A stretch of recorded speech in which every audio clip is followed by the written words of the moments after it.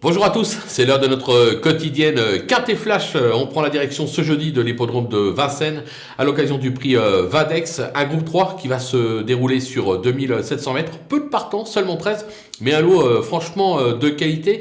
Il va falloir être bien inspiré en effet parce que la plupart des protagonistes du jour ont déjà bien fait sur la distance, ont fait leur preuve dans cette catégorie. Alors, à tout fraîcheur ou non, la forme du moment... À voir, ça va être un peu à chacun les siens, mais vous inquiétez pas, on va faire le job.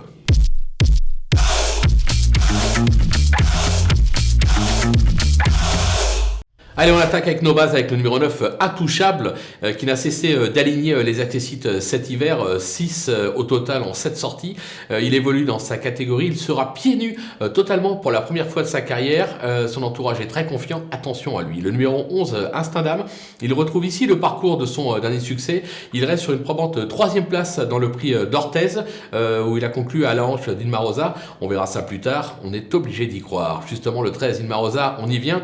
Elle s'est montrée impériale cet hiver avec 2 victoires et 4 accessites en 6 sorties, soit 100% de réussite durant le meeting de Vincennes. Elle excelle sur le parcours, elle est idéalement engagée, elle mériterait de s'imposer. Les opposants avec le numéro 7, If I Tell You, qui vient d'aligner 5 accessites dont 2 sur le parcours du jour. On a fait appel à GMB pour l'occasion puisque Gabi Gelormini est sur l'autre pensionnaire. Autant dire que les ambitions sont là. Logiquement, ça devrait aussi lutter pour un très bon classement. Le numéro 5, Ikem, lorsqu'il daigne trotter, il n'est jamais loin de la gagne. Il affiche 80% de réussite sur ce parcours, dont 3 succès. Donc voilà, une fois de plus, ça sera une question de sagesse. S'il reste au trot, il peut même espérer s'imposer. Le numéro 12, It's Now or Never, qui s'est classé 3e d'un groupe 2 cet hiver sur ce parcours, ce qui prouve ses moyens. Maintenant, elle reste assez inconstante dans ses performances, raison pour laquelle je l'ai placé un petit peu plus bas dans ma sélection. Et pourtant, c'est l'entraînement redoutable de Philippe Allaire. Le coup de poker, ce sera le numéro 4, Inex, ce bleu. Les moyens ne lui manquent pas, mais il se drive souvent sur des œufs, comme on dit. Il tente ici de passer un palier. Moi, je suis convaincu qu'il en a la pointure. Son entourage est convaincu qu'il en a la pointure. Autant dire que l'union fait la force et qu'on va le garder très haut dans notre sélection. Les outsiders avec le numéro 10, Iron Mélois, le potentiel est là, mais je trouve qu'il lui manque la petite étincelle pour passer un palier. Moi, je le préfère nettement sur plus court.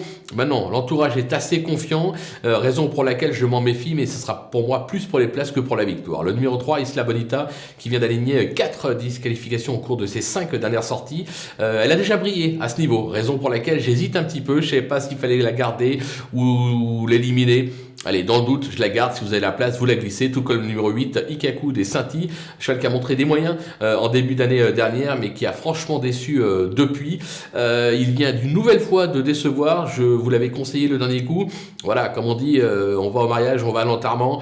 Je reste fidèle, avec quelques doutes, mais bon, je me refuse de l'éliminer totalement parce qu'un jour ou l'autre, il va se montrer sous son meilleur jour et conclure à l'arrivée, raison pour laquelle je le mets en bout de piste.